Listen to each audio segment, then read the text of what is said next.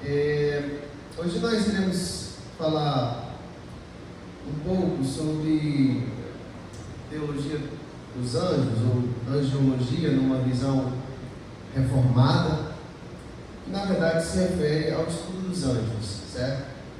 Então, é um estudo bem amplo, porque tem muita informação, mas alguns textos eu vou ler, outros textos apenas mencionar, mas os irmãos confiam que realmente está aqui, tá bom? Depois eu posso passar o material para consulta, tá?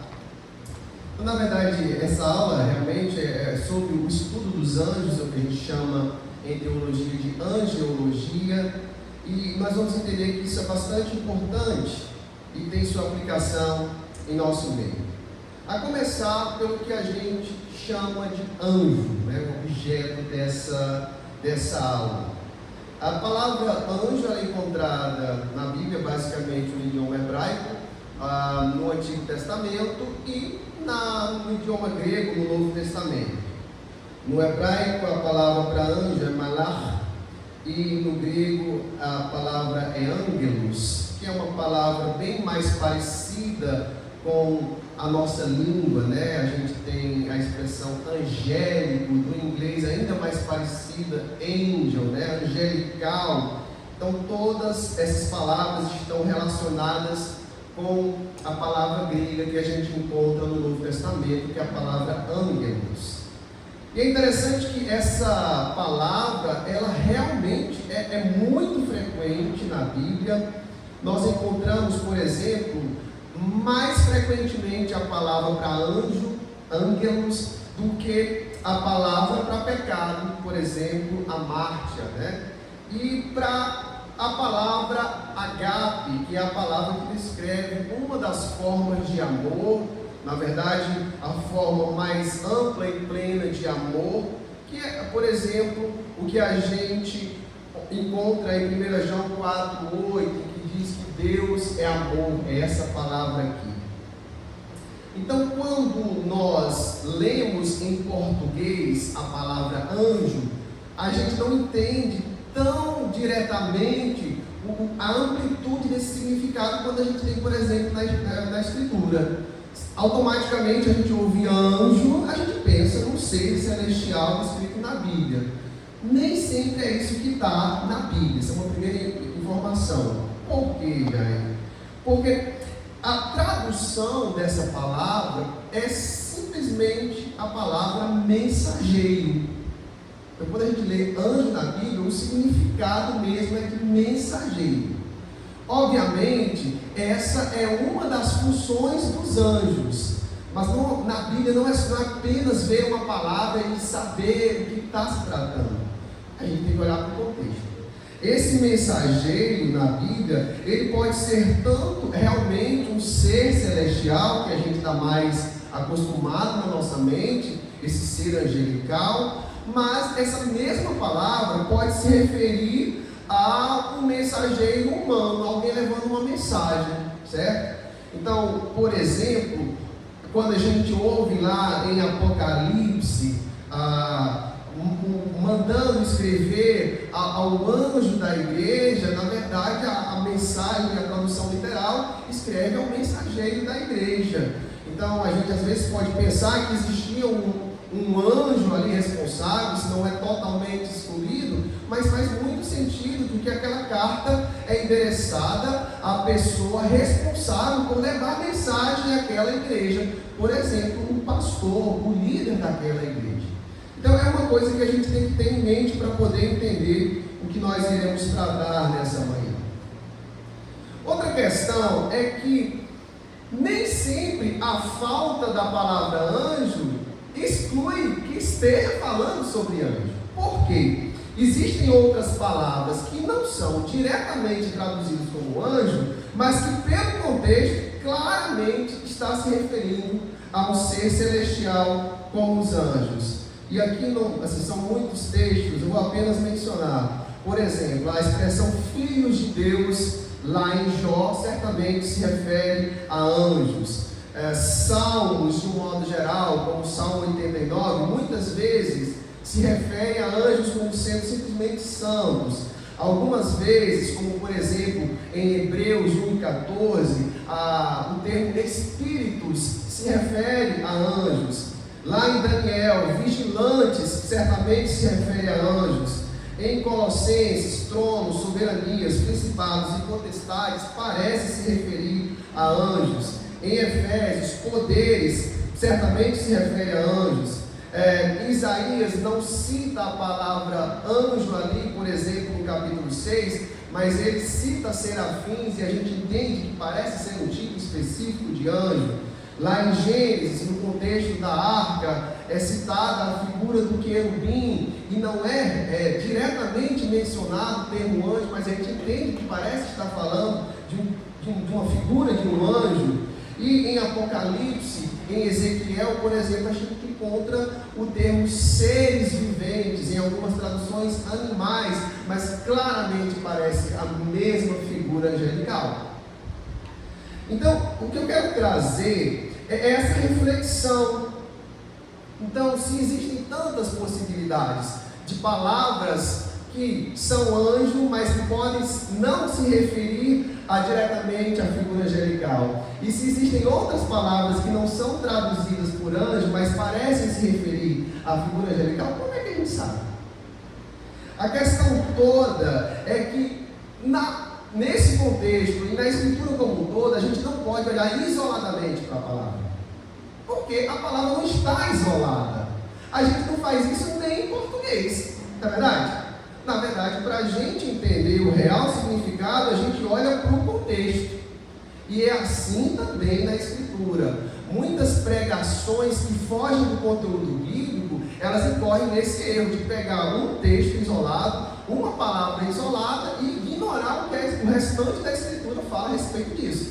Nós não podemos cometer esse erro.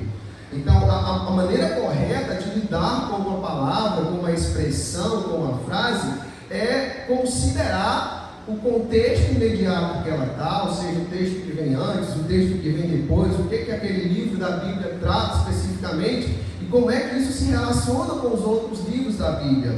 A gente considera também o contexto cultural. Algumas vezes aquela expressão está sendo dita de uma forma que as pessoas que viviam naquela época entendiam melhor, porque existe todo um contexto cultural envolvido ali. E, por fim, o contexto maior da Escritura Sagrada. Então, realmente, a questão da interpretação bíblica, ela é trabalhosa e cuidadosa, mas a gente não pode ignorar essas coisas quando a gente está estudando, inclusive anjos, que a gente vê que tem bastantes variáveis.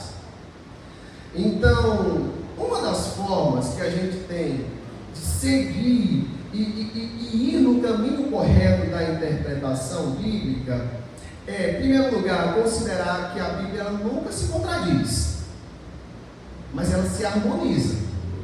Se ela diz uma coisa num lugar e em outro lugar a gente não consegue ver qual é a relação direta, a nossa hipótese nunca pode ser pensar que ela diz uma coisa num lugar e ela diz outra coisa diferente em outro lugar.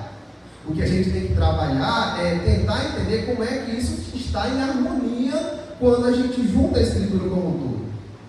Uma forma de fazer isso é uma regra de uma disciplina que estuda a Escritura, que a gente chama de hermenêutica, que é a Escritura interpreta a Escritura.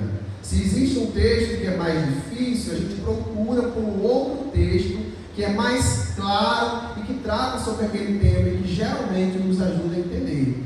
Às vezes a gente conta com explicações do próprio Jesus lá no Novo Testamento, interpretando a lei, e fica muito mais fácil para a gente. E outra situação que a gente tem que considerar é que a Escritura, o que ela escreve, é suficiente, mas não é exaustivo. Deus não está preocupado em dizer todos os detalhes de um determinado tema, mas Ele está preocupado em dizer que é suficiente para o nosso entendimento, especialmente no que se refere ao propósito da revelação de apresentar a pessoa e a obra de Jesus Cristo, certo? Então, a gente tem que ter isso em mente. Então, nesse mesmo contexto, a gente entende que a Bíblia, ela não é exaustiva em relação aos anjos, mas ao mesmo tempo ela aborda o que é suficiente nós sabermos deles no contexto maior da história da redenção. Então, por exemplo, ela não nos dá muitos detalhes acerca dos anjos. Isso é uma realidade. Quando você pega uma pessoa dando uma aula com várias explicações, várias definições, várias características muito específicas, pode desconfiar, tem alguma coisa de errado. Ela está indo além do que a Escritura revela. Então, por exemplo, ela é muito clara em afirmar a atividade dos anjos, de que eles têm um papel no céu com ênfase em adoração a Deus, que eles têm um papel na terra também, com ênfase no serviço, no ministrar, na transmissão de mensagem, em serem representantes de Deus. Mas existem muitos outros pontos que não são claros e que a Escritura não está preocupada em descrever exaustivamente. Certo, irmãos? Até aí, beleza? Vamos lá. Irmãos podem perguntar.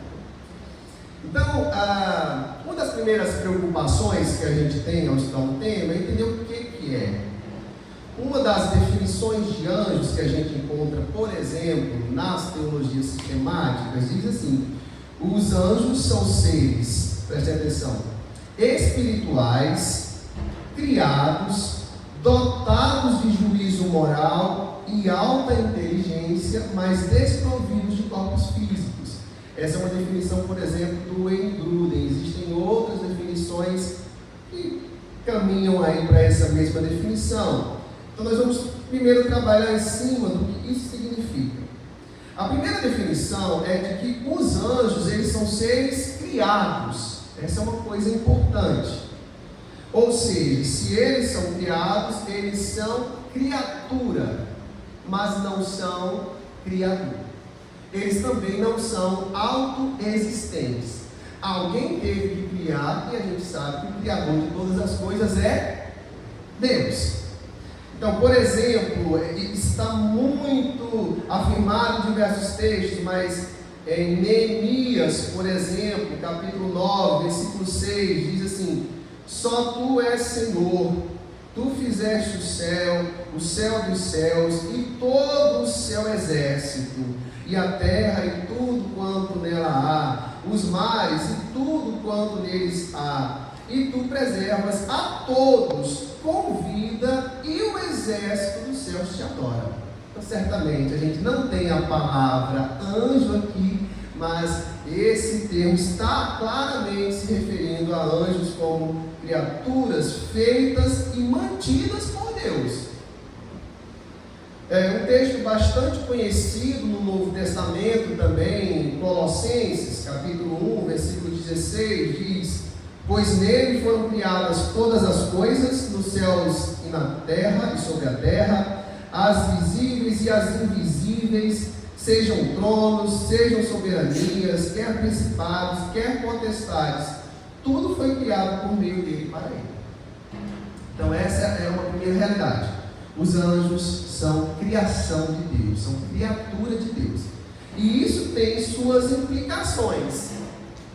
Qual a implicação de nós entendermos que os anjos são criatura, são criação de Deus? O fato de eles serem criados, em primeiro lugar, indica que eles não são eternos, que eles não têm uma existência sem início e sem fim.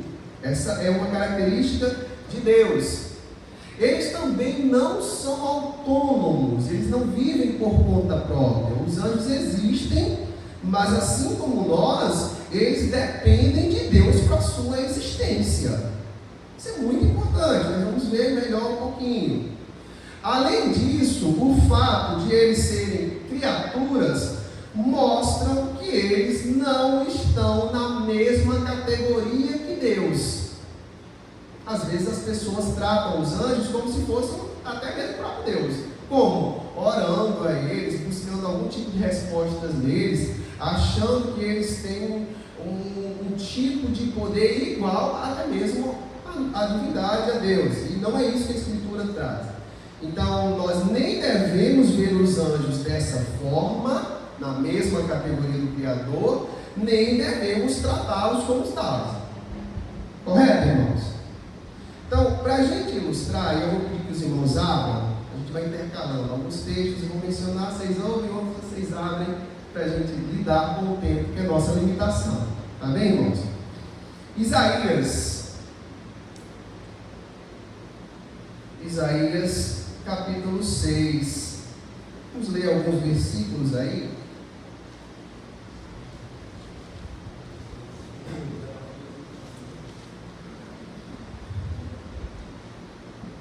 Isaías, capítulo 6. Eu queria pedir para algum, vou trazer um pouquinho de água para mim. Diz assim: no ano da morte do rei Uzias, eu vi o Senhor assentado sobre um alto e sublime trono, e as abas de suas vestes enchiam o templo.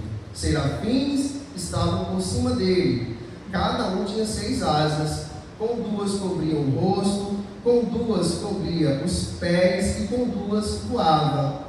E clamavam uns para os outros, dizendo: Santo, Santo, Santo é o Senhor dos exércitos, toda a terra está cheia da sua glória. Então, o que nós encontramos aí são seres celestes, serafins, anjos, adorando a Deus nos céus. Essa é uma realidade, é uma das funções. Eles vivem de uma certa forma como nós vivemos e como todas as coisas devem ser, para a glória de Deus. Nós observamos aí no final, quase no finalzinho do texto, no versículo 3, eles clamavam uns para os outros dizendo: Santo, Santo, Santo. O que isso significa?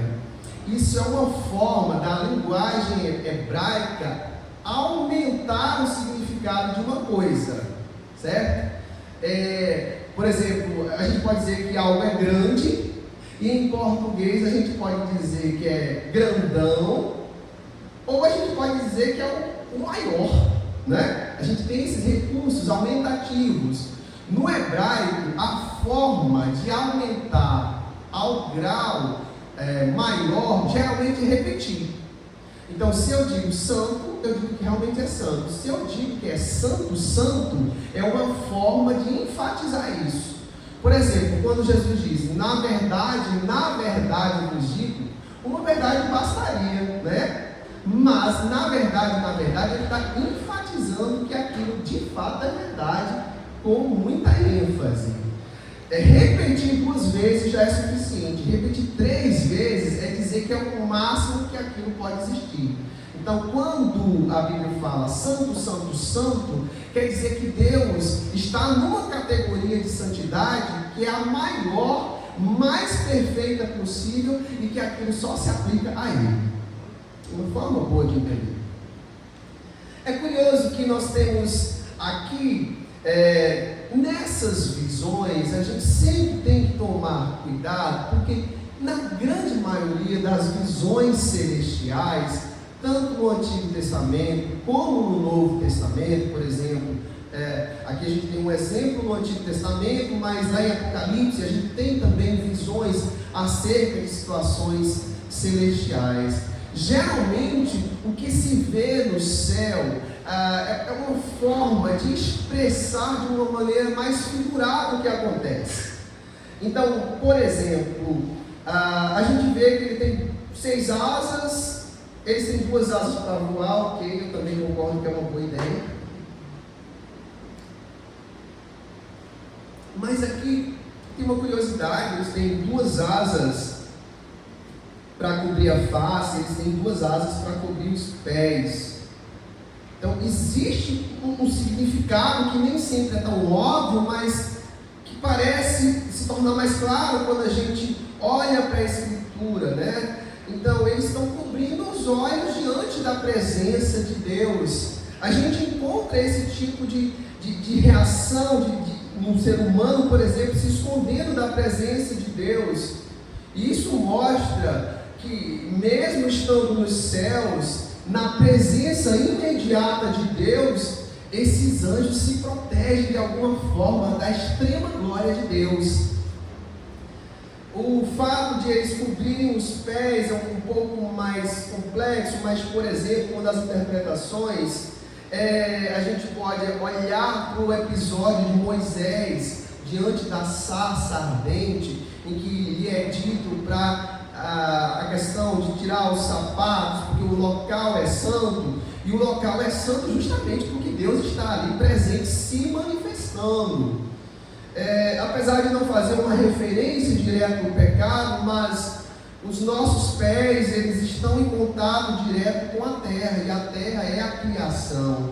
De uma certa forma, a santidade de Deus, o Criador, ela é distinguida, distinta da sua criação, e por mais esforçada que seja a criação em preservar a sua santidade, ela nunca vai ser encontrada no mesmo nível de Deus. Existe uma frase bastante conhecida em teologia que diz que Deus é totalmente outro. Então, toda essa ilustração de seres se cobrindo, se protegendo, dizendo que Ele é 3 vezes santo, nada mais é ressaltando que esses anjos, na verdade, eles são criaturas e eles não podem, em hipótese alguma, ser confundidas com o Criador. Muito menos eles podem ser adorados. Está claro, irmãos? Se não tiver, pode perguntar. Isso também implica que nós devemos rejeitar posições que colocam Satanás como inimigo à altura de Deus. Nós temos Satanás como uma criatura também, como uma criatura que foi criada como anjo. Nós não vamos entrar em detalhes nessa aula, porque isso pede outra aula, mas a Escritura é clara sobre isso. O que acontece é que muitas vezes as pessoas colocam Satanás como se fosse um inimigo lutando ali ao pé da altura de Deus, e Deus num esforço imenso para defender a sua criação de Satanás. Não, Satanás continua sendo criatura, e a categoria dele diante de Deus continua sendo nada, certo?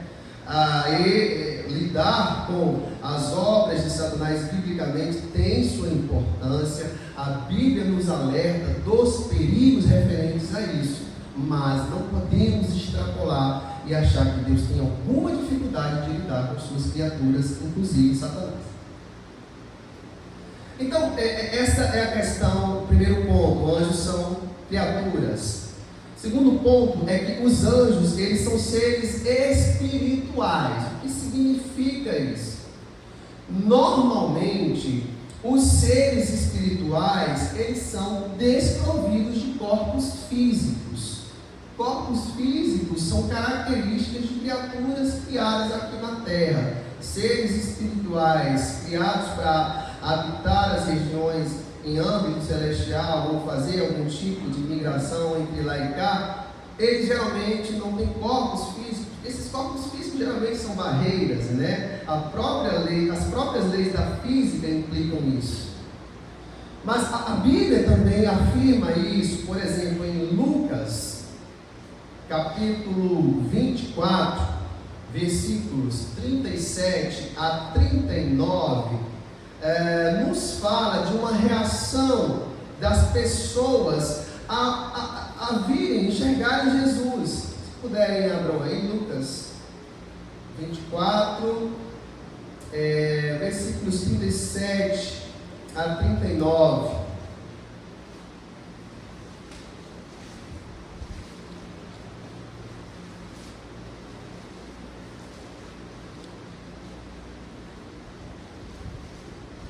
Diz assim sobre a reação: eles, porém, surpresos e atemorizados, acreditavam estarem vendo um espírito. Mas ele lhes disse: por que estáis perturbados?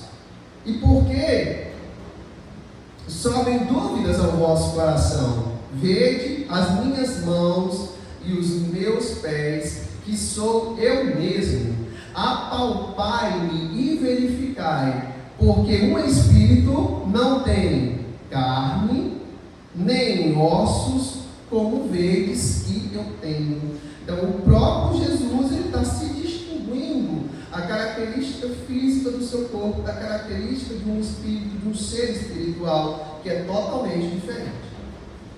A consequência disso é que, como regra geral, então, o primeiro ponto em geral, esses são seres espirituais e por causa disso não têm corpos físicos, e na mesma linha de raciocínio, eles, como característica geral, nós também não podemos vê-los, como regra geral, certo? Como regra geral, não é comum estar vendo anjos, tá? A Bíblia relata anjos sendo visíveis, mas isso como sendo algo extraordinário, fora do comum. Se está num ambiente de igreja e que todo mundo, toda hora, vê 1, 2, 3, 4 anjos com espada de fogo para lá e para cá, no meio do altar, no meio das irmãs do círculo de oração, me perdoe, mas não tem base bíblica para acontecer. Vamos chegar lá? Deixa. É porque a palavra geral, ele sempre não é comum na ideia de ver como eles foram. Tá. Como regra geral, até a época em que a Bíblia foi escrita, de ser possível, é sempre. Se Deus quiser fazer o que Ele quiser, quando Ele quiser, Ele pode fazer. Se Deus quisesse se manifestar, numa sarça ardente, agora Ele poderia fazer. Ele tem essa capacidade e a liberdade de fazer. Não somos nós que limitamos Deus. A questão, Kívia, a Escritura Sagrada aponta para a evidência de que esse é um fenômeno que Deus pretende fazer hoje em dia. Essa é outra resposta que Ele pode fazer. O que a Escritura aponta é que se isso já não era tão comum antigamente, a tendência é de ser menos comum hoje em dia. Porque existe todo um progresso e propósito revelacional. Inclusive, o ponto alto dessa revelação é Jesus Cristo. E isso se fecha na Escritura Sagrada, nossa principal revelação. A Escritura também fala que Deus nos falou antigamente por muitos meios, inclusive por meio desses mensageiros, mas que hoje nos fala pelo seu Filho. Diante dessa realidade, a tendência e a minha opinião, como a opinião reformada, é de que não há um propósito de Deus para aparições desses seres hoje. No restante da aula tem mais base para isso, mas a resposta é essa. Possível é porque para Deus todas as coisas são possíveis. Provável, a minha opinião é que não. Certo? Possível sempre é, porque Deus pode fazer tudo. Amém? Não limita Deus, não. Deus pode fazer o que Ele quer. A base da Escritura Sagrada para que isso aconteça hoje, aponta-se que não. Aponta-se que realmente cumpriu o seu papel esse tipo de aparição, de revelação. Certo? Isso que eu estou falando é unanimidade? Não. Existem pessoas e teólogos que pensam diferente de mim? Sim. Certo?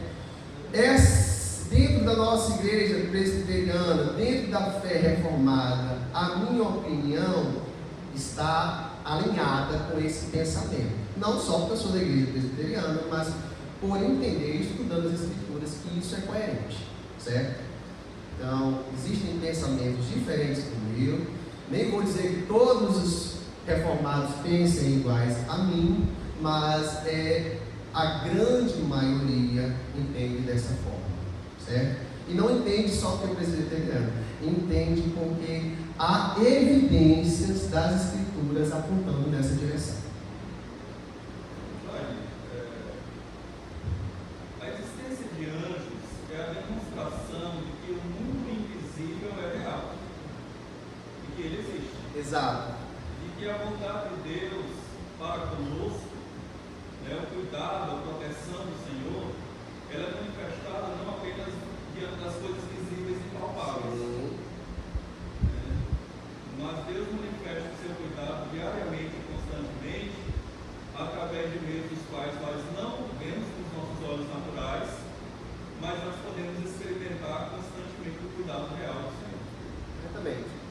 aqui está até escrito aqui, o que está falando aqui está escrito aqui em algum ponto mais lá para frente, mas a ideia é essa. Vamos fechar um pouquinho, mas a dúvida é válida, certo? Só que realmente construindo alguma coisa para chegar nesses pontos aí, certo? Em seguida, por exemplo, como regra geral, nós não podemos vê-los, não é comum que sejam vistos. Por exemplo, Salmo 34, versículo 7, não precisa abrir, mas ele diz: o anjo do Senhor acampa-se ao redor dos que o temem e os livra. Você teme ao Senhor? Eu temo, né? Todos nós. Então é bíblico que ao nosso lado esteja anjo do Senhor acampando, né? Nos livrando. A questão é, nós estamos vendo isso? Não. Isso significa que eles não estão agindo? Não. Isso significa que nós não estamos vendo, porque a regra geral é essa. Várias pessoas temendo a Deus, sendo livradas. Quantas vezes você não ia sofrendo um acidente, ia acontecendo alguma coisa, e você diz: não, tenho certeza que isso aqui foi Deus. Assim, todos os dias, como diz o louvor, nós provamos da bondade de Deus, fazendo coisas muitas vezes inexplicáveis, livrando ali por 1 centímetro de uma batida. Meus irmãos, é muito provável que Deus esteja usando anjos para fazer isso. Contudo, nós não estamos vendo e não há necessidade de nós vermos para sabermos que é bíblico que está agindo. Mas, especialmente na Escritura, nós encontramos que Deus pode fazer com que eles sejam enxergados. Por exemplo, Números, capítulo 22, versículo 31, conta o episódio, só acompanhe comigo. Então o Senhor abriu os olhos a Balaão, ele viu o anjo do Senhor que estava no caminho com sua espada desembainhada na mão, pelo que inclinou a cabeça e prostrou-se com o rosto em terra. O anjo já estava lá, mas a Escritura diz que o Senhor abriu os olhos para que esse evento excepcional, extraordinário, que não é comum, fosse contemplado. Então, isso deixa bem assim, aponta muito para o fato de que o normal seria Balaão não ver, e ele viu porque Deus excepcionalmente abriu os olhos dele. Existe outro exemplo parecido, lá em 2 Reis, capítulo 6, versículo 17, Eliseu está lá com seu o moço agoniado, temendo, e Eliseu pede para que Deus abra os olhos e ele enxergue, e sobrenaturalmente, por intervenção pontual divina, Deus permite que aquele exército de anjos fosse visto.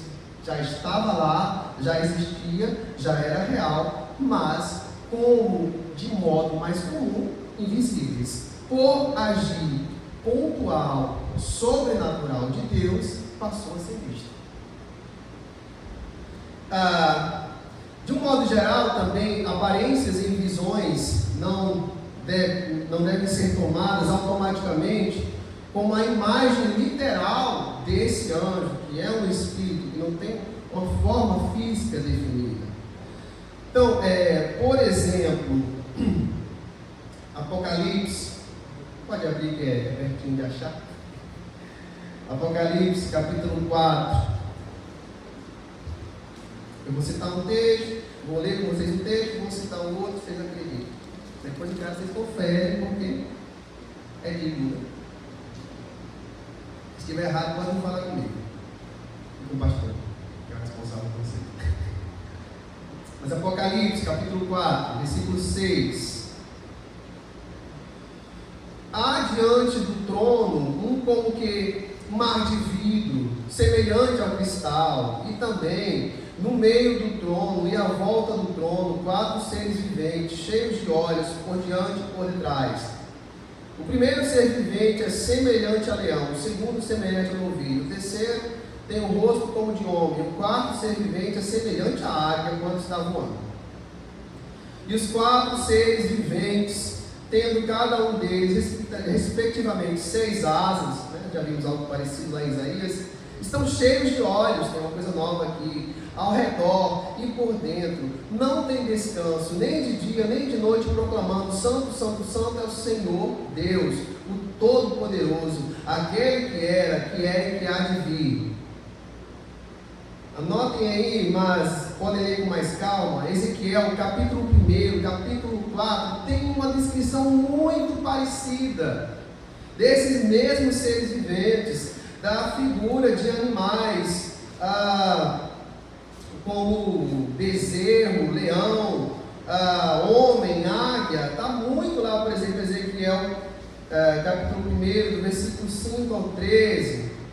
Mas lá na frente fala que eles se movem numa estrutura de rodas que se move por todos os lados, da qual sai fogo. Então, observem que é um tipo de literatura muito parecida.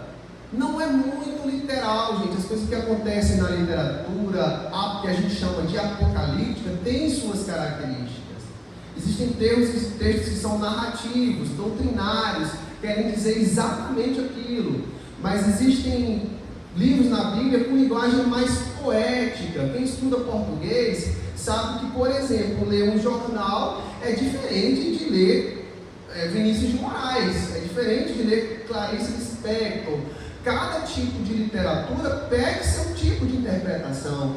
Então, quando a gente olha Apocalipse, Ezequiel, são livros cheios de simbolismo, figuras que pedem um pouco mais a nossa interpretação, né? Então, quando a gente olha para esses seres, o texto ali, por ser uma literatura apocalíptica, que mexe com esse tipo de interpretação subjetiva, e o objetivo ali de João e Apocalipse, e também de Ezequiel, não é demonstrar como são os anjos, descreva os anjos. Os anjos são figuras que têm 6 asas, vários olhos por dentro. Não é o objetivo ali. Quer passar outra mensagem. Então, por exemplo, uma interpretação mais fiel seria, por exemplo, a gente ter leão, que é um animal selvagem considerado mais poderoso. A gente tem o boi, que é um animal doméstico considerado mais poderoso. A gente tem a águia, que é considerada o ser, o pássaro, né, que voa, mais poderoso em termos de criação ali terrestre. E o homem, né?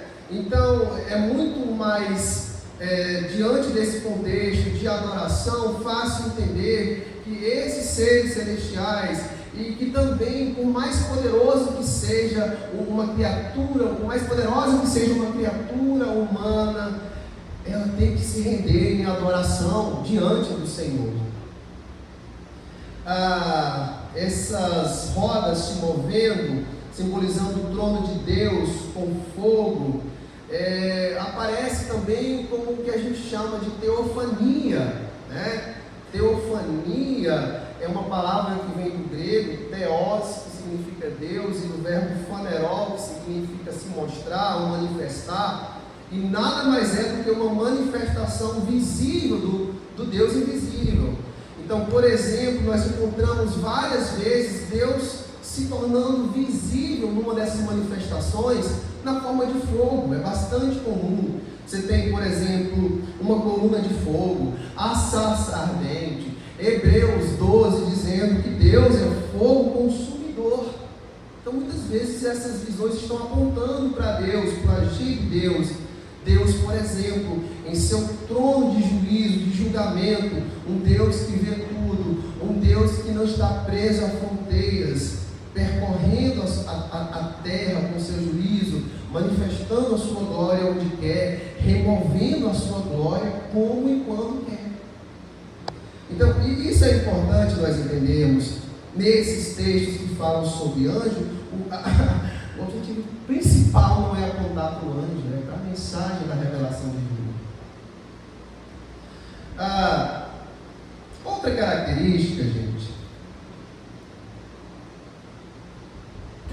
é que, especialmente no Antigo Testamento, os anjos podiam assumir forma humana, né? Uma coisa é ele ser visível, outra coisa é ele realmente assumir um corpo, uma forma humana. E isso também é bíblico, certo? É fácil de entender? Não, mas está na Escritura, não podemos tratar despercebido. Abram comigo, por exemplo, Gênesis 18. Texto mais fácil de achar, vai porque perde menos tempo, né? Vocês estão entendendo? Os irmãozinhos aí atrás. Tá ok? Tá beleza, se não entender pode perguntar. Ó, Gênesis 18. Vamos ler um pouquinho. Versículo 1. Apareceu o Senhor a Abraão nos carvalhais de Manre, quando ele estava sentado à entrada da tenda no maior calor do dia, parecendo aqui em Brasília, né? Levantou os olhos, olhou e eis 3 homens de pé em frente dele. Vendo-os, correu da porta da tenda ao seu encontro, prostrou-se em terra e disse: Senhor meu, se acho mercê em tua presença, rogo-te que não passes do teu servo. Traga-se um pouco de água, lavai os pés e repousai debaixo dessa árvore. Trarei um bocado de pão, refazei as nossas forças, visto que chegastes até o vosso servo. Depois seguireis avante. Responderam: faze como disseste. Então apressou-se Abraão para a sua tenda, para a tenda de Sara, e ela lhe disse: amassa depressa 3 medidas de flor de farinha e faze pão assado ao torrado. Abraão, por sua vez, correu ao gado, tomou um novilho tenro e bom e deu-lhe ao criado, que se apressou em preparar. Versículo 8. Tomou também coalhada e leite e o novilho que se mandara preparar, e pôs tudo diante deles, e permaneceu de pé junto a eles debaixo da árvore, e eles comeram. Então lhe perguntaram: Sara, tua mulher, onde está? E ela respondeu: está aí na tenda. Segue aí o discurso sobre Sara e a promessa do filho. E no versículo 14: acaso para o Senhor a coisa demasiadamente difícil? Daqui a 1 ano, neste mesmo tempo, voltarei a ti e Sara terá um filho. No versículo 22 fala que eles que na verdade partiram, os homens ali partiram para Sodoma, né? Porém, Abraão permaneceu ainda na presença do Senhor. No capítulo 19, que vem depois, conta que esses 2 homens foram a Sodoma, né? E o episódio deles sendo recebidos por Ló, que também os hospedou. Gênesis 19, versículo 3: instou-lhes muito e foram e entraram em casa dele, deu-lhes um banquete, fez assar os pães asmos e eles comeram. Então, é inegável que esses anjos se comportaram, agiram como homens, né?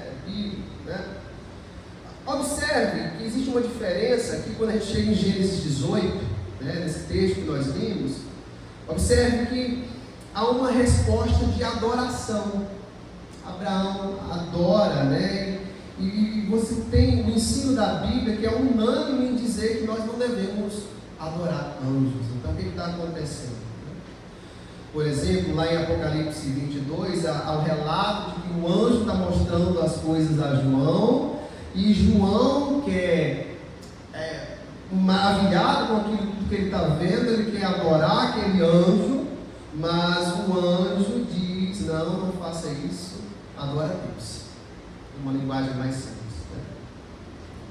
Então o que está acontecendo aqui é que praticamente unânime entre os teólogos que o que está acontecendo aqui em Abraão receber esse Senhor especial, mais 2 anjos, é o que a gente chama de teofania, que eu já expliquei, mas mais especificamente cristofania.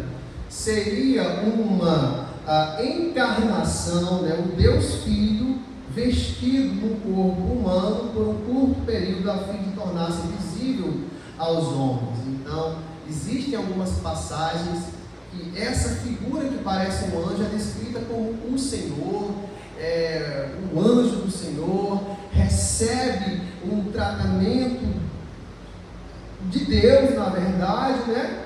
E isso é o que a gente chama de cristofania. É Jesus Cristo, vamos dizer assim, o Deus Filho, antes de propriamente nascer, como relatado no Novo Testamento, assumindo uma forma humana. Isso não é dito explicitamente, mas teologicamente ali é realmente praticamente um consenso de que isso acontece.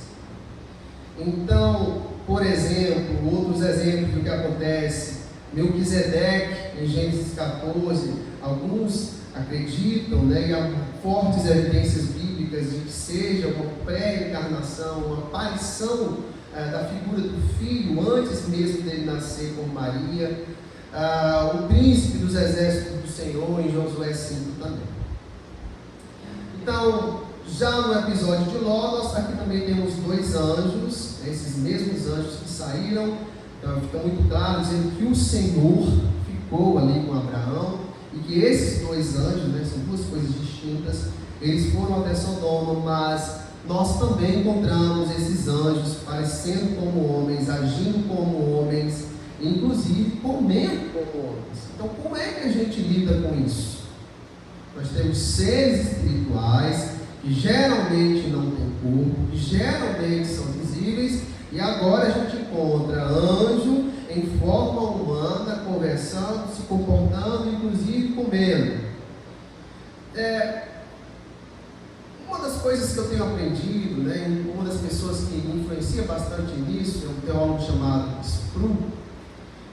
Ele diz uma coisa muito que tem me ajudado muito, tem dado trabalho, mas me ajuda muito. Quando você tem 2 coisas, 2 textos que dizem coisas que são aparentemente diferentes, a sua intenção não é procurar o erro, mas é tentar conciliar. Então, como é que a gente concilia sabendo que a Bíblia não se contradiz? Então, por exemplo, nós encontramos na Escritura afirmações textuais dizendo que Jesus Cristo é Deus. E nós encontramos afirmações dizendo que Jesus Cristo é homem. Na nossa cabeça, olhando para a nossa realidade, a gente se pergunta: ei, é Deus ou é homem? Como é que a gente concilia?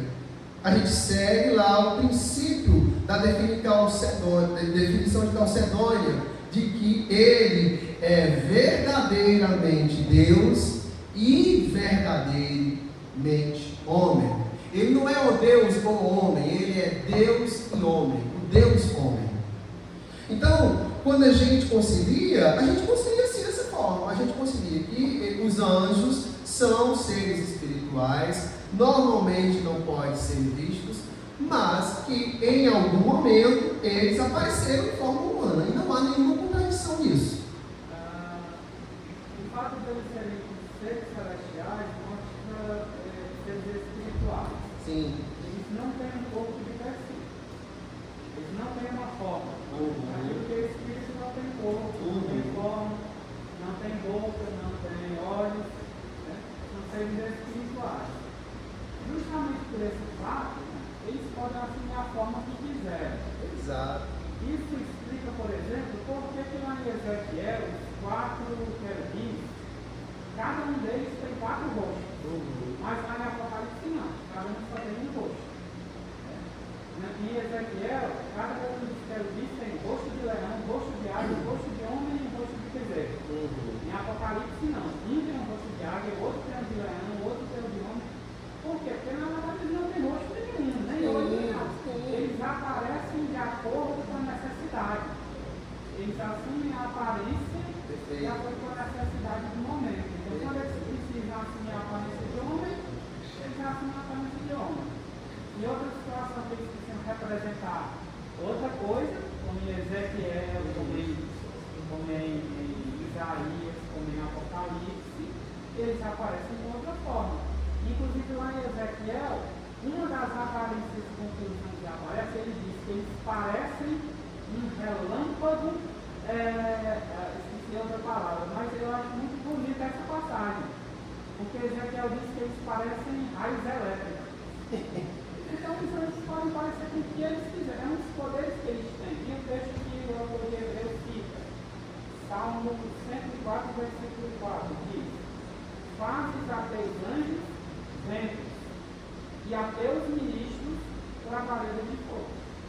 Aqui o salmista está dizendo que Deus transforma os mensageiros dele em vento, transforma em labaredas de fogo, transforma no que quiser. E esse é o ponto. Eles estão a serviço de Deus, e como diz o versículo 14 que nós acabamos de ler, acaso existe alguma coisa difícil demais para Deus? Então a interpretação é exatamente isso: conciliar, irmãos, os diferentes ensinos bíblicos. São seres espirituais, invisíveis e sem corpo, mas que Deus, em momentos específicos, fez com que adquirissem temporariamente forma humana. Essa é a explicação bíblica, conciliatória, sem gerar contradições. Nós temos que entender essa questão do propósito também, presbítero Jarismal. Qual o propósito disso tudo?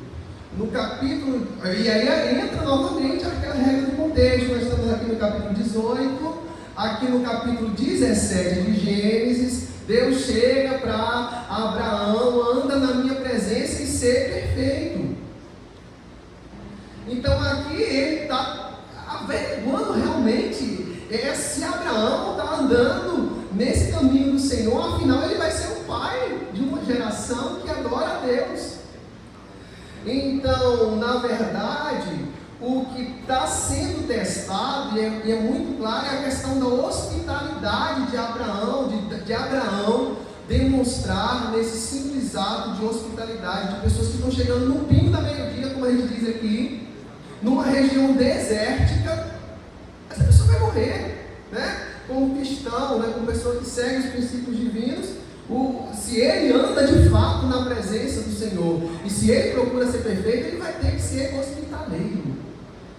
Então, a fim de avaliar isso, é mais do que natural que Deus não apenas dê uma aparência, mas lhe deu realmente um corpo que lhe possibilitasse ter essa experiência, comer como parte de experimentar essa hospitalidade. Abraão teve sucesso, foi extremamente hospitaleiro. Os homens de Sodoma e Gomorra falharam miseravelmente. E o que acontece? Receberam juízo. Calvino, né, que é uma das nossas referências de interpretação bíblica, ele comenta que é perfeitamente aceitável que eles não apenas parecessem humanos, mas que Deus realmente lhe deu os corpos humanos temporários para que cumprissem plenamente sua missão, que nesse caso incluía provada hospitalidade, que era extremamente valorizado no contexto do povo de Deus. Uma prova da validade dessa interpretação é o que a gente encontra, por exemplo, em Hebreus capítulo 13, versículo 2. Lá em Hebreus capítulo 13, versículo 2, diz assim: não negligencieis a hospitalidade, pois alguns, praticando-a sem o saber, acolheram anjos. Claramente, Calvino, F.F. Bruce, que é um grande especialista, muitos outros comentaristas, eles concordam que nesse caso o autor aos Hebreus está se referindo a Abraão, de acolherem anjos.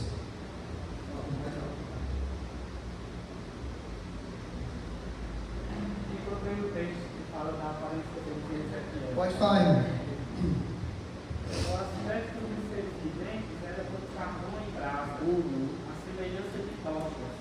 O fogo corria resplendente por entre os seres, e deles saíam relâmpagos. E os seres viventes zigue-zagueavam a semelhança de relâmpagos. Sim. Eles assumiram uma forma dada por Deus a fim de possibilitar a transmissão da mensagem que Deus queria passar. Certo? Bem, vamos adiantar porque o tempo voa. Outra característica acerca dos anjos é que eles possuem juízo moral. Eles são capazes de decidir, vamos dizer assim, responder à lei de Deus. Uma prova disso é que a Bíblia relata a queda dos anjos. Eles transgrediram a lei de Deus, né? Transgrediram, desobedeceram. Bem, e é aí que a gente tem esses anjos caídos. A gente encontra, por exemplo, referências em 2 Pedro 2,4, né? Falando dessa queda. Judas 1,6, por exemplo. E há anjos, os que não guardaram o seu estado original, mas abandonaram o seu próprio domicílio, eles têm guardado sobre trevas em algemas eternas para o juízo do grande dia. Então, a Bíblia é clara em dizer que eles têm juízo moral, que alguns desses anjos não guardaram o seu estado original e que receberão juízo eterno no grande dia. Outra característica dos anjos, eles são dotados de inteligência, né? São seres inteligentes, eles falam, a Bíblia está cheia de ilustrações, de passagens de anjos como mensageiros, falando, se comunicando, transmitindo uma mensagem real de Deus, instruindo o nome que, por exemplo, Zacarias tinha que dar ao filho, né? Então a comunicação, a fala é um ótimo exemplo de inteligência, né? E a gente encontra isso, por exemplo, em vários textos, Mateus 28, 5 e 6, se comunicando com as mulheres, dizendo, não temas, porque eu sei que buscais Jesus que foi crucificado, ele não está aqui, ressuscitou, como tinha dito, vinde ver onde ele jazia. Outra prova da inteligência dos anjos, eles cantam, né? Está cheio de expressões na Bíblia. No nascimento de Jesus, por exemplo, lá em Lucas 2 é relatado esses anjos, uma milícia celestial louvando a Deus, dizendo glória a Deus nas maiores alturas e a paz na terra entre os homens a quem Ele quer bem. Outra característica dos anjos, eles não são onipresentes, né? O único onipresente é Deus. Há vários relatos que mostram um anjo sendo enviado para um local específico, se deslocando de um determinado local para um local específico. Isso indica que ele não pode estar em todos os lugares ao mesmo tempo. Quem pode fazer isso é Deus. Por exemplo, lá em Lucas, capítulo 1, versículo 26, a gente tem o relato do anjo Gabriel sendo enviado da parte de Deus para a região da Galileia, né? Entrando onde estava a virgem que se chamava Maria. Então, se deslocar para uma cidade, se mover, entrar em um lugar, é coisa de quem não é onipresente. A gente faz isso, a gente pega o nosso carro, se desloca para o Crato, para a Fortaleza, sai de casa, entra aqui e sai daqui. Por que a gente faz isso? Porque a gente não é onipresente. Os anjos também não são. E está cheio de relatos disso na Bíblia. E, mais fortemente, não há relatos nenhum dessa onipresença.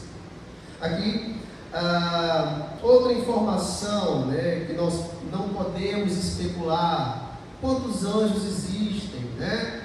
A Bíblia não relata um número específico de anjos, mas pelo contexto bíblico, a gente sabe que são muitos, realmente, muitos mesmos, mas não sabe quantos. Por exemplo, Apocalipse 5, versículo 11, fala de que ele viu e ouviu uma voz de muitos anjos ao redor do trono de Deus, dos seres viventes e dos anciãos, cujo número era de milhões e milhares de milhares. A Bíblia usa o termo miríades para falar sobre isso, não é um número específico. Quando fala miríades de anjos, não é um termo que se refere a um número exato. Como a gente fala, por exemplo, uma dezena, a gente sabe o que é. Uma dúzia, a gente sabe o que é. Quando fala miríades, é uma ideia praticamente incontável. Dezenas e centenas de milhares e milhares e milhares. Bem, Deus não estava preocupado em dizer quantos anjos existiam. Bem, eu sei que vocês falaram isso na aula passada, só reforçando a questão de se existe um anjo da guarda. E a evidência bíblica é de que os anjos exercem proteção de maneira geral, mas não há evidência bíblica de que exista um anjo designado especificamente para fazer uma proteção individual específica. Um exemplo de que essa proteção é feita de modo geral, no Salmo 91, versículos 11 e 12, bastante conhecido. Porque aos seus anjos dará ordens a teu respeito, para que te guardem em todos os teus caminhos. Eles te sustentarão nas suas mãos, para não tropeçares em alguma pedra. Então fala de anjos de uma maneira geral. Em geral, os anjos a serviço de Eliseu, no exemplo que nós citamos, são muitos anjos, são vários anjos designados conforme a plena sabedoria de Deus e a necessidade para fazer a sua obra. Então não há uma evidência de um anjo da guarda, de uma proteção específica para cada pessoa. Bem, não se casam, isso é explícito, por exemplo, em Mateus 22, 30, Lucas 20, 34 e 36, palavras do próprio Jesus. Eles não possuem os mesmos laços familiares que nós, nem as implicações, sejam físicas ou relacionais, desse tipo de casamento, é o que nós extraímos do ensino de Jesus de maneira muito clara. O nosso ponto seguinte é o que se sabe a respeito do poder dos anjos. Eles têm poder? Como é que a gente entende isso? Então a Bíblia é clara em afirmar que eles têm grande poder. Lá, Salmo 103, versículo 20, Efésios capítulo 1, versículo 21, Colossenses capítulo 1, versículo 16, são textos diferentes, mas basicamente dando a entender de maneira clara e objetiva que os anjos eles têm grande poder. Além disso, nós encontramos poucas, mas ainda assim citações específicas de anjos. Por exemplo, a Bíblia cita um nome de um anjo chamado Miguel. Dá para entender que ele é um tipo de príncipe, que de alguma forma ele atua na liderança de exércitos. Nós encontramos esse tipo de informação no livro de Judas, no livro de Apocalipse, no livro de Daniel, ou seja, tanto no Novo como no Antigo Testamento. Nós encontramos referência a um outro anjo chamado Gabriel, que aparece principalmente como mensageiro de Deus, também no Antigo Testamento, também no Novo Testamento, seja em Daniel, seja em Lucas, por exemplo. E também encontramos termos mais gerais, como por exemplo o termo arcanjo. O que é isso? O que é arcanjo? É um anjo específico? O que faz? Não há muitas informações. Pelo próprio nome e pelo contexto, a gente sabe que o arcanjo deve se referir a algum nível de hierarquia, algum anjo que tem uma hierarquia maior. Se a gente pensar na lógica do exército, a gente tem uma hierarquia, tem um comandante que lidera. Então é lógico que, assim como Deus estabeleceu comandantes em níveis humanos, é possível que ele tenha estabelecido algum tipo de hierarquia.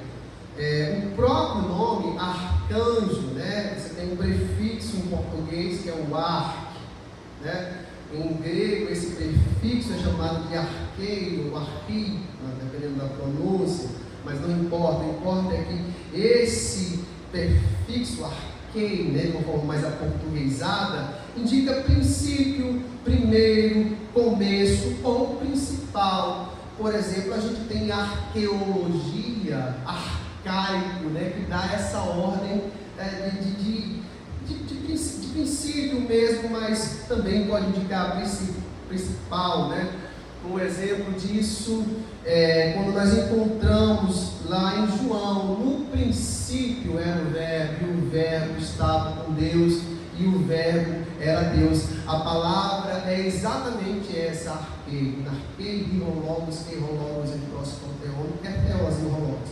Não precisa saber dessas coisas, mas é a mesma coisa. Então, realmente parece haver algum tipo de hierarquia, mas a Bíblia não se preocupa em explicar, portanto nós não precisamos nos preocupar em querer saber.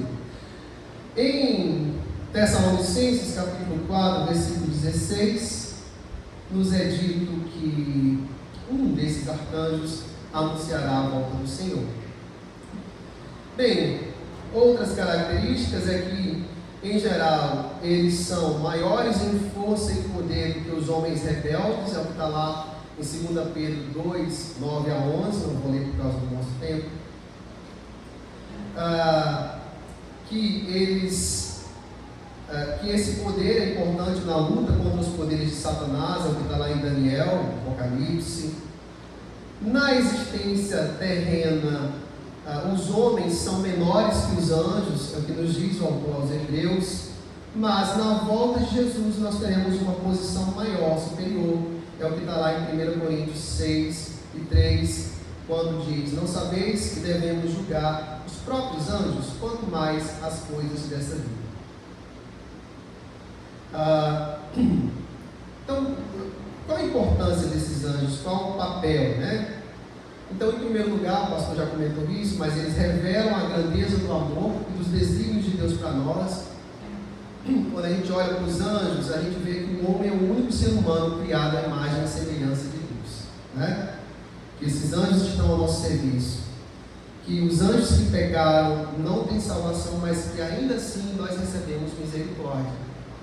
E aí nós ficamos com o texto de Romanos que diz, ele diz a Moisés: terei misericórdia de quem me aprover ter misericórdia e compadecer-me-ei de quem me aprover ter compaixão. Eles nos lembram que o mundo invisível é real. Eles são exemplos de obediência, porque o Pai Nosso nos diz que nós devemos orar para que a vontade do Senhor seja feita na terra, assim como é feita nos céus. Eles são exemplos de adoração, louvando incessantemente a Deus. Eles levam mensagens, executam juízos, guerreiam contra forças demoníacas. São algumas dessas relações. Mas outra coisa importante é nossa relação, nossa atitude em relação aos anjos. O que nós devemos fazer em relação aos anjos? Nós devemos ter consciência da existência e da atividade deles, ter cuidado com falsas doutrinas, é o que nos alerta Gálatas, para não ter, que ainda que um anjo vindo do céu vos pregue o Evangelho, que vá além do que vos temos pregado, seja nada. Não devemos dirigir adoração. E Colossenses, por exemplo, 2, versículo 18, instrui que ninguém se faça árbitro contra vós, pretextando humildade, culto dos anjos, baseando-se em visões, enfatuados, sem motivo algum, na sua mente carnal. Pelo contrário, isso nos alerta de que um relacionamento que fala de anjos ou que responde a anjos baseados em visões deve ser refutado pelos crentes firmados na palavra. Em Timóteo, 1 Timóteo 2,5 diz que há apenas um mediador entre Deus e os homens, que é Cristo Jesus. Observem que eu falei de várias coisas, mas não falei de uma coisa que se encontra em Gênesis 6, versículo 1 ao 8. Só mais um pouquinho de paciência e nós chegamos. Esse texto descreve os filhos de Deus se relacionando com filhas humanas, filhos dos homens, perdão, e gerando, gigantes. Vamos ler só para a gente ver o nosso texto. Gênesis 6, versículo 1 ao 8. Como se foram multiplicando os homens na terra e lhes nasceram filhas, vendo os filhos de Deus que as filhas dos homens eram formosas, tomaram para si mulheres, as que entre todas mais lhe agradaram. Então disse o Senhor: o meu espírito não agirá para sempre no homem, pois este é carnal, e os seus dias serão 120 anos. Ora, naquele tempo havia gigantes na terra, e também depois, quando os filhos de Deus possuíram as filhas dos homens, as quais lhe deram filhos. Estes foram valentes, varões de renome da antiguidade. Viu o Senhor que a maldade do homem se havia multiplicado na terra, e que era continuamente mal todo o desígnio do coração. Então se arrependeu o Senhor de ter feito um homem na terra, e isso lhe pesou no coração. Disse o Senhor: farei desaparecer da face da terra o homem que criei, o homem e o animal, os répteis e as aves dos céus, porque me arrependo de haver feito. Porém não achou graça diante do Senhor. Então, na verdade, esse texto não foi mencionado porque ele não menciona diretamente nada que se remeta aos anjos, certo? E de onde é que vem essa história de que esse texto trata de anjos? Então, existem pelo menos 3 interpretações diferentes sobre esse texto. Esse texto, de fato, não é fácil nem óbvio, mas se nós seguirmos aqueles critérios que nós mencionamos, ele pode ser interpretado. A questão da polêmica em relação a esse texto são 2 principais, né? A primeira é: quem são esses filhos de Deus? E a segunda, quem são esses gigantes, né? Então, esses filhos de Deus, na verdade, né? Existe uma linha de interpretação que considera que os filhos dos homens, descrito aqui, né, são anjos, e que os gigantes são resultados dessas relações sexuais desses anjos com filhas dos homens. O problema são muitos, né? Então essa linha de interpretação, ela surgiu aí por volta do século 3 e 2, de pessoas que, ali é o período interbíblico. Então surgiu essa linha de interpretação. Essas linhas de interpretação foram incorporadas num livro pseudoepígrafo, que é o livro de Enoque, e a partir daí essas informações ganharam popularidade, mas esse livro nunca foi considerado canônico pelos judeus, pelo judaísmo rabínico, mas ganhou certa popularidade entre as comunidades esotéricas. E de onde é que vem isso? Esse livro ele tem uma longa genealogia de anjos que vai até Satanás, e o objetivo principal ali é atribuir todo o mal que existe no mundo a esse pecado dos anjos e livrar o ser humano da culpa, que é o que não faz deles 3. Inclusive, por exemplo, em 1 Timóteo 1, Paulo tem em mente essas tradições de Enoque quando ele faz o seguinte alerta. 1 Timóteo 1, versículos 3 e 4. Partindo eu para a Macedônia, roguei que permanecesse em Éfeso, para ordenar a certas pessoas que não mais ensinem doutrinas falsas e que deixem de dar atenção a mitos e genealogias intermináveis que causam controvérsias em vez de promoverem a obra de Deus, que é pela fé. Então, isso é um ponto fortíssimo a favor da invalidade dessa interpretação. Mas, ainda assim, depois de Cristo, né, um dos argumentos usados para as pessoas que defendiam essa linha de interpretação, eles se baseiam numa informação que tem lá, informação não, de um relato, né, de Paulo ali em 1 Coríntios capítulo 11, que basicamente diz que as mulheres devem cobrir a cabeça, né? Versículo 10: portanto, deve a mulher, por causa dos anjos, trazer o véu na cabeça como sinal de autoridade. Bem, interpretar um texto difícil com um texto mais fácil, ok. Interpretar um texto difícil com um texto mais difícil, sem sucesso. Mas a interpretação que se chega dessas pessoas é de que as mulheres deveriam cobrir o véu para não tentar os anjos, para que eles não se sentissem, nossa, quero ter relações sexuais com as mulheres. Esse é um tipo de interpretação muito improvável na Bíblia, certo? Então, por que essa referência aos anjos? Novamente, nem todas as passagens são claras, mas o contexto fala de autoridade.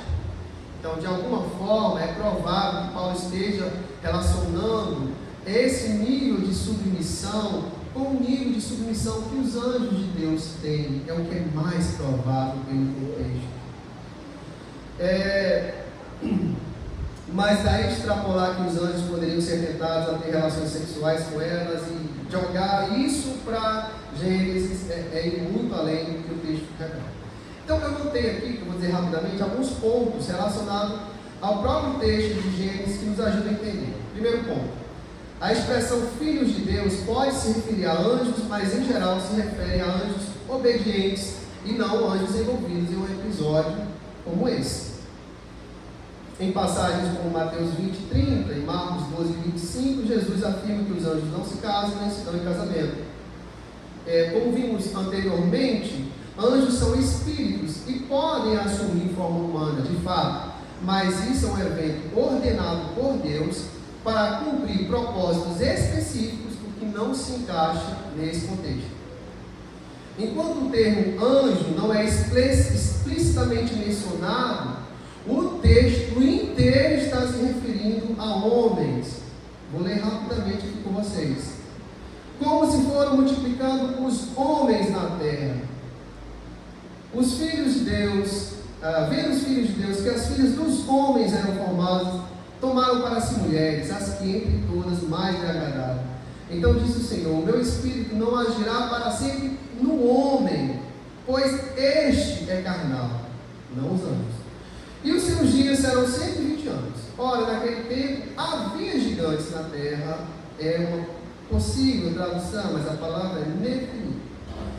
E também depois, quando os filhos de Deus possuíram as filhas dos homens, as quais lhe deram filhos, estes foram valentes varões de renome da antiguidade. Viu o Senhor que a maldade do homem se havia multiplicado na terra, e era continuamente mal todo o desígnio do seu coração. Então se arrependeu o Senhor de ter feito o homem na terra, e isso lhe pesou no coração. Disse o Senhor: farei desaparecer da face da terra o homem que criei, o homem e o animal e os répteis. No final, porém, Noé achou graça diante de Deus. Cara, não precisa fazer esforço nenhum para saber que as palavras que mais aparecem no texto geralmente são o assunto principal do texto. E esse texto claramente se refere a homens. O texto está falando. Deus. Então, esse é o primeiro ponto, dos filhos de Deus, dos filhos de Deus. E resta agora uma questão dos gigantes, que estão no versículo 4. Mas o próprio texto, observe o versículo 4. Diz que esses gigantes estavam presentes tanto antes como depois dessa relação aí entre os filhos de Deus e os filhos dos homens. Então, se eles estavam tanto antes como depois, não podem ser uma consequência exclusiva disso. O termo nefilim, que é o que aparece aí, que não tem uma tradução tão feliz e unânime, né? Na sua origem mais próxima significa os caídos. Vem de um verbo que significa cair, na forma verbal que agora não interessa, seria mais ou menos os caídos. Mas também pode se referir a homens poderosos, homens capazes de dominar e subjugar de forma perversa. Então essa interpretação se encaixa perfeitamente no texto, né? Além disso, esse mesmo termo é encontrado em Números 13 e 33, para descrever os homens poderosos, gigantes da terra prometida. Então nós temos episódios distantes, antes e depois do dilúvio, difícil de conciliar com esse contexto, com essa interpretação. Existe uma segunda interpretação que considera pontos de heróis, por isso que eles são mencionados aqui, como por exemplo Gilgamesh, são pontos do Oriente Próximo. Gilgamesh seria metade homem, metade Deus, uma coisa assim. Parece que o que Moisés, ao escrever isso que está fazendo, é tirar essa mitologia, dizendo de fato quem eram esses heróis do passado, homens poderosos e não heróis mitológicos. E por fim, qual seria a interpretação defendida pela grande maioria dos reformados? É o que eu vou dizer agora, prestem atenção. Os filhos de Deus, a expressão filhos de Deus se refere na verdade a homens piedosos, ou como diriam, homens de Deus, né? Então, como que a gente pode chegar a isso? Quando a gente olha para o que Jesus fala sobre essa filiação na Escritura, isso fica muito claro, por exemplo, no texto de João 8, em que ele se lida com os fariseus, que se orgulhavam de serem filhos de Abraão. E Jesus diz que, na verdade, eles são filhos do diabo. Então, olhando esse texto e muitos outros textos na Escritura, fica claro que o conceito de filiação não é primariamente ligado a uma relação biológica, ontológica, mas em termos de obediência. O Filho de Deus é quem obedece. Voltando para a regra da interpretação, no contexto, qual o contexto mais próximo de Gênesis 6? No capítulo 3 nós temos a queda do homem. Depois, no capítulo 4, nós temos a queda de Caim, temos Caim matando Abel. E em seguida, o autor se preocupa em descrever duas linhagens, a linhagem de Caim e a linhagem de Sete. Lá em Gênesis capítulo 4, no versículo 17 ao versículo 24, nós temos essa descrição da linhagem de Caim.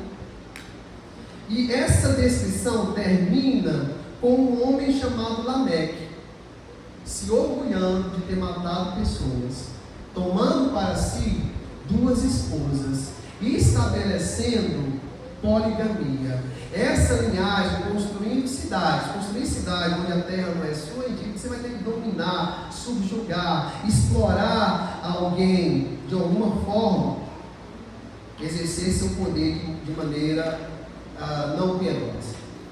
Então, o resumo disso é que os descendentes de Caim são uma linhagem perversa, que termina em Lameque, com homens ímpios,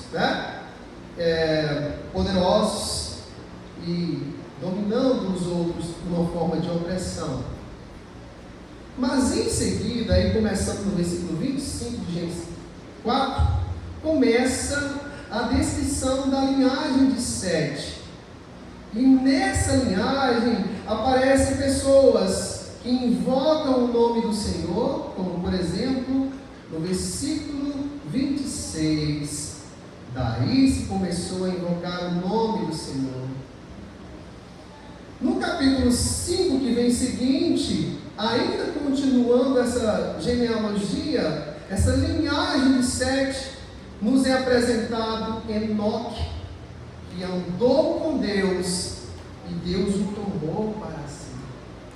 Então, em contraste com a linhagem de Caim, nós temos a linhagem de Sete, que é uma linhagem de homens piedosos, como Sete, Enoque, Noé, de homens tementes a Deus, dos filhos de Deus. Então, o que vem depois do capítulo 6. Logo depois disso tudo, então, o capítulo 6 faz muito sentido entender que o que está em questão é entre a linhagem piedosa de Sete e a linhagem pecaminosa de Caim, as filhas dos homens. Aqui o próprio texto fala que essa união é problemática, o que está em perfeita harmonia com a orientação da palavra de Deus, quando diz que o povo de Israel não deveria se misturar em relações de casamento com povos estranhos. Na Escritura também nós encontramos que os crentes não devem se pôr em julgo desigual, namorando, casando com descrentes, e que os resultados dessas uniões são homens perversos, ímpios.